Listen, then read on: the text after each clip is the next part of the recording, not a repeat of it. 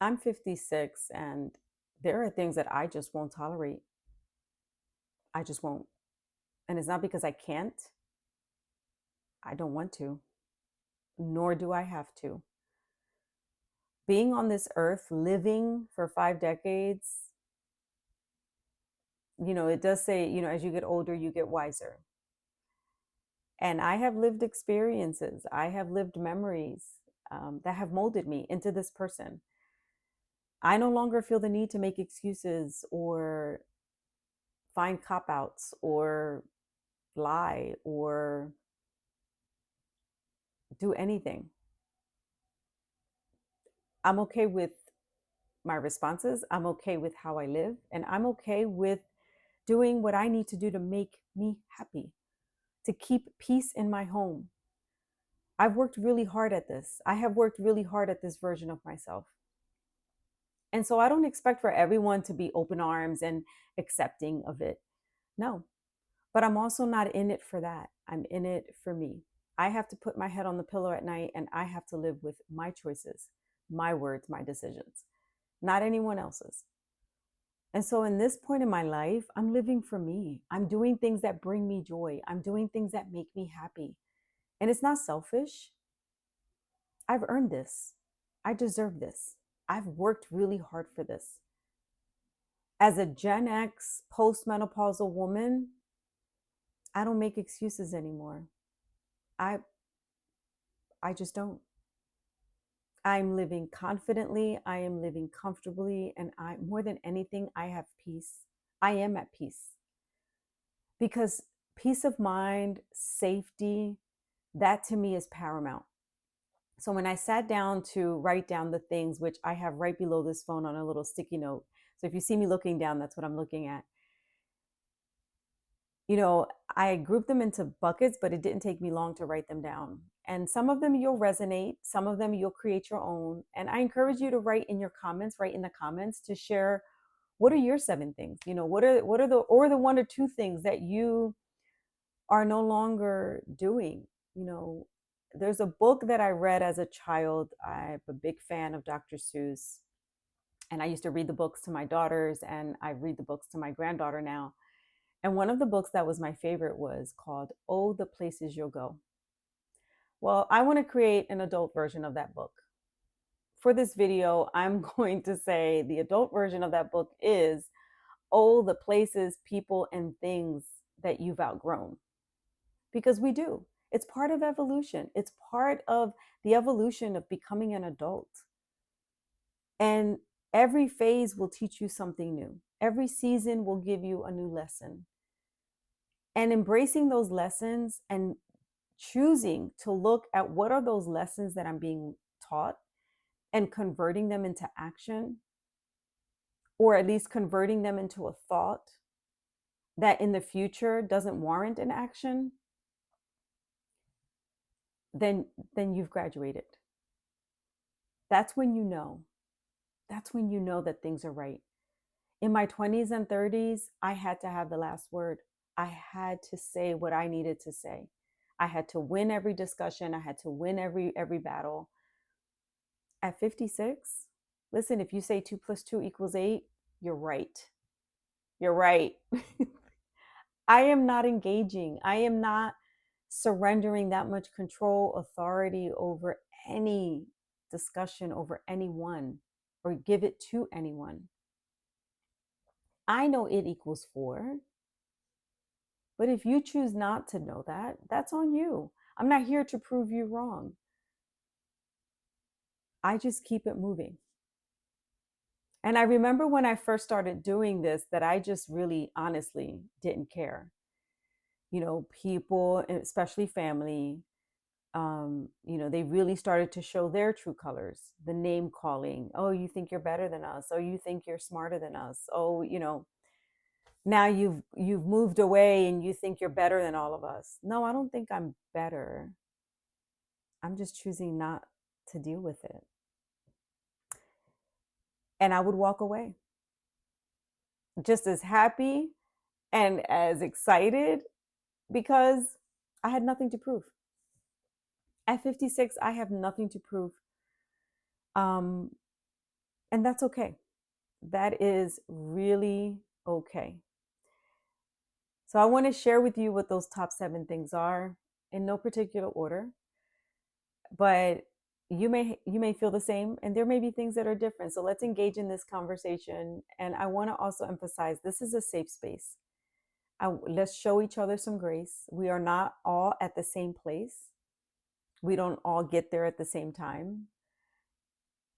But let's share and let's communicate with each other, because there may be things that I didn't even think about, and I may read and go, "Oh my God, that's another one. That's another one that I've outgrown." So let's go through the top 7 things that I have outgrown. The first one is JOMO, the joy of missing out. My best friend and I, we say this all the time.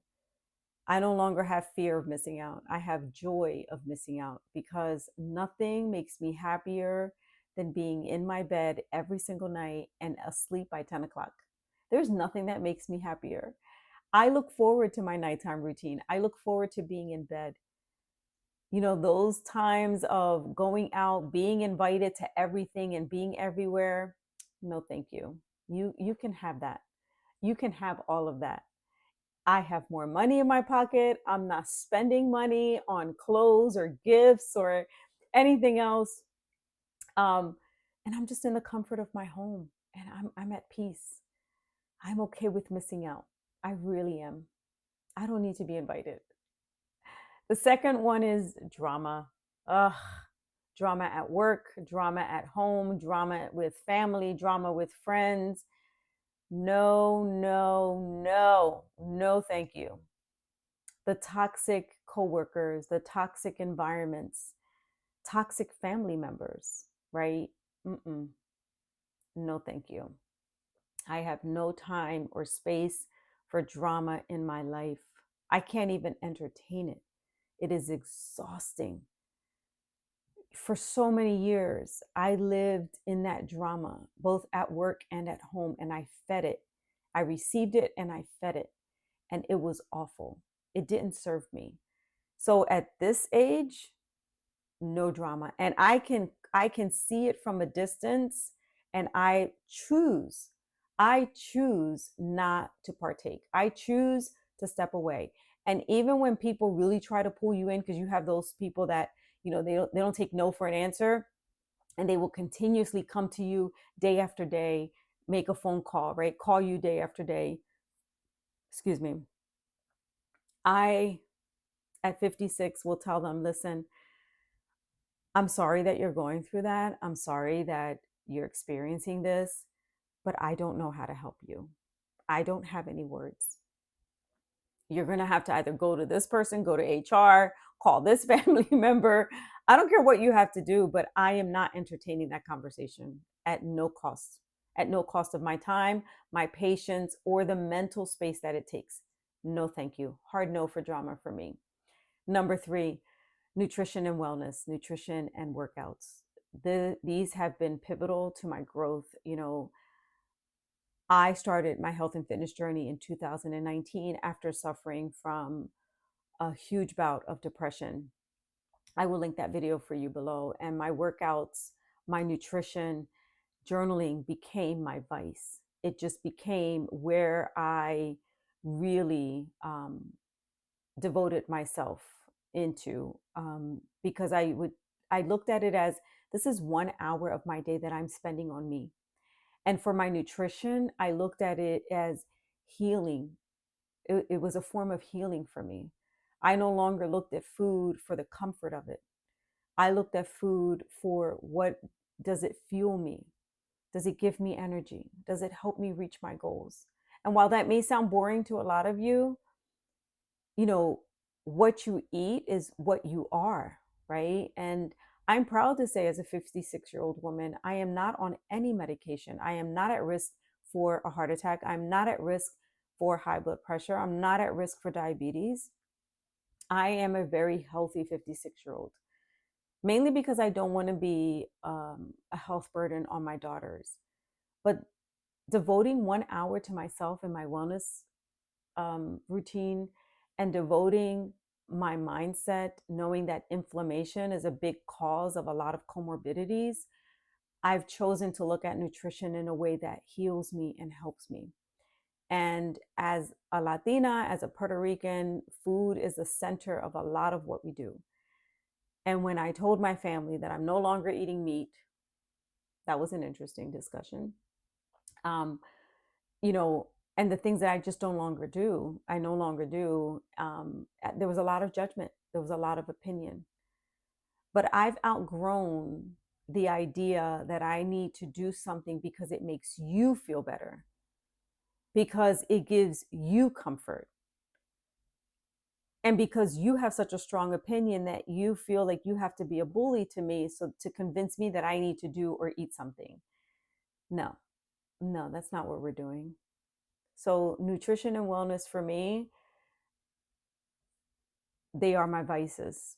I've outgrown the lazy, non-serving aspect of that. Okay.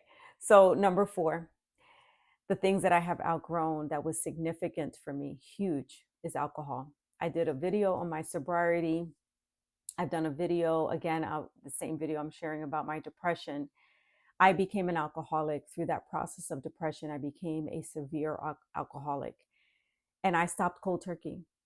I gave up drinking, I gave up smoking cigars, and I started my health and fitness journey overnight. And I have never stopped. I have not had a single ounce of alcohol since November 10th of 2019. And I'm so proud of the work that I have put in, because alcohol is at the center of so much of what we do. Alcohol is the center of every gathering. As a Latina, as a Puerto Rican, alcohol, there's never a gathering without alcohol, ever. And it was hard. It was hard for family and friends because everything is geared around alcohol. It's so marketed, especially for women, right? Happy hour, you put, you're bedazzling everything, the glasses, the pink, happy hour nights with girls. I'm that is something that I have very much outgrown.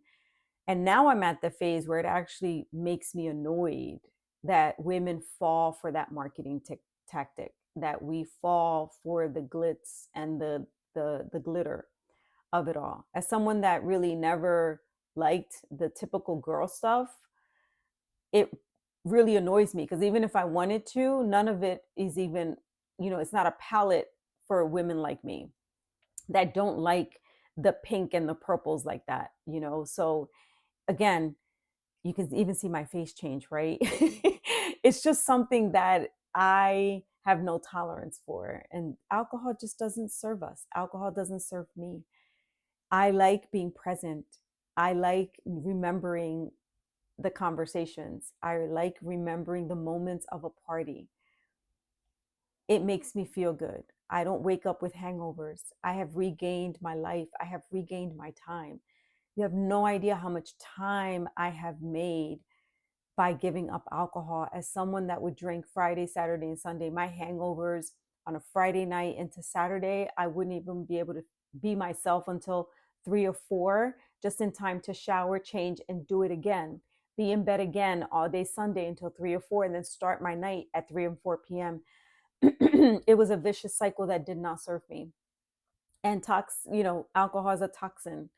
It's carcinogenic. It's not anything that really serves us. And again, I'm not stating that you should stop alcohol, right? Everyone has to get to their own place at their own time. This is not a judgment. This is not an opinion. It's scientific fact. It is a carcinogen. It is a toxin. And once you start to realize what alcohol does to you, to your body, to your system, how it kills cells that can never regenerate, that is alarming to me. And I learned this after I gave up alcohol. And the more I dig deeper into the alcohol topic, the more it infuriates me how we are commercializing and marketing alcohol towards women when we are experiencing high rates of alcoholism in women that are in postmenopausal stage. Maybe I'll do a video on that. Let me know if you want a video on that. But alcohol is definitely something that I've outgrown. It serves no purpose in my life. And even if I'm at a party and I see family members or friends getting too intoxicated, I no longer lecture them. I no longer give them the evil eye. I literally look at my husband and I go, it's time to go. It's time to go. We pack our bags, we say our goodbyes, and I'm out of there. I just don't deal with it at any level. All right, so number 5, people, relationships, toxic energy. You all know, we all have those friends, right, that have this particular partner in their life, and they are in toxic relationships, and they call you and you give them advice.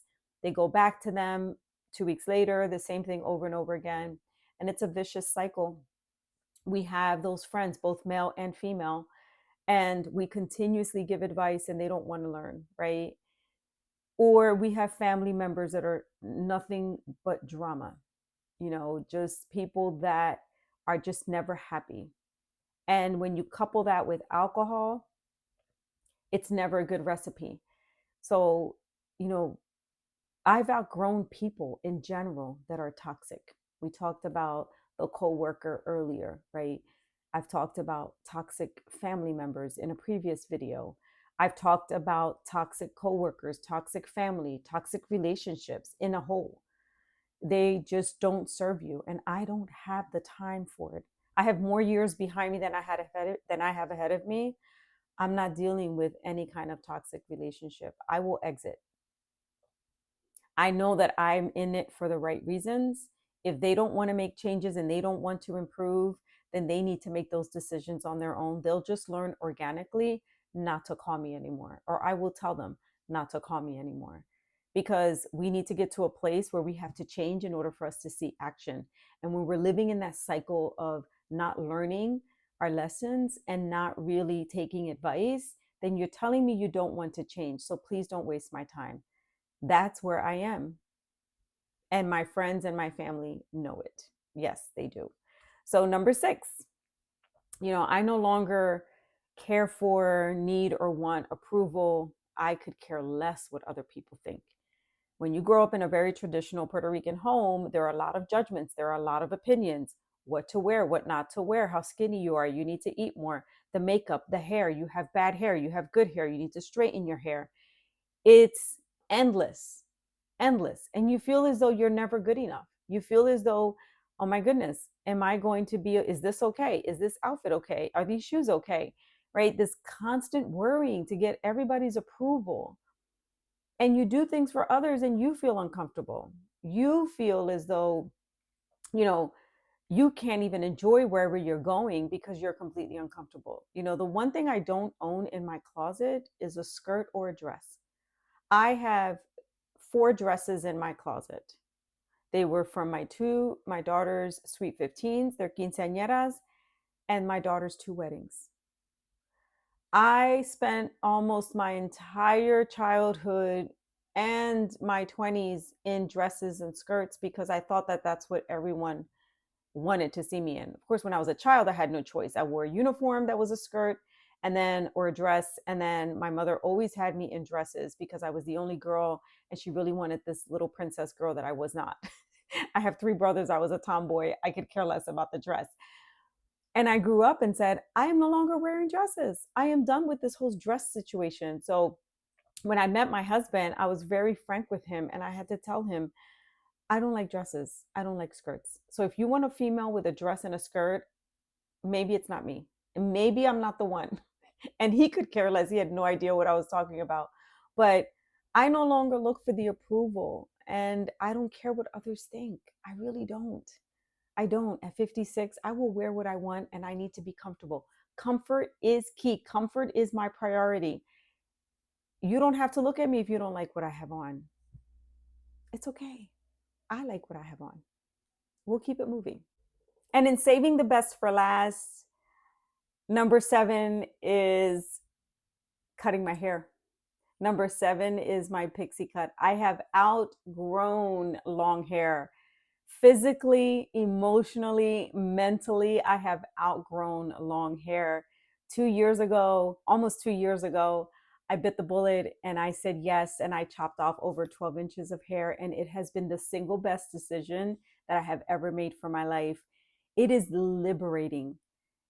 I've outgrown the idea, or what I've been told, that long women with long hair are feminine and women with short hair look masculine. I've outgrown that whole idea, that whole ridiculous idea that I've been programmed to believe my entire life. Hair is a big subject in the Puerto Rican community, in any Latino community. Hair is a huge subject. Women obsess over their hair, especially if it's straight, the type of color, the styling of the hair. My hair is naturally curly. It's very heavy, it's thick, it's coarse, it has a lot of texture to it and a lot of body. If I left my hair in its natural curl, I felt unkept. I felt like a wild animal. However, if I blow dried my hair, I felt well kept. I felt as though that completed my outfit. There was so much pressure. If it rained, if it was humid, I've outgrown all of that, because when you get your hair cut into a pixie, it's such a big weight off of your shoulder. You don't have to worry about the stress of the products and the time that is spent in doing your hair. It's literally get up and go. So I have outgrown the whole concept that long hair makes women look more beautiful. That is a lie. That is a lie. I strongly believe that you wear the cut that fits you and where you are in your life. It took me over 50 years to finally say yes. And once I did, I don't think I will ever have long hair again. It's just not something I desire, because short hair gives me such confidence. It has boosted my self-esteem in ways that I never ever imagined.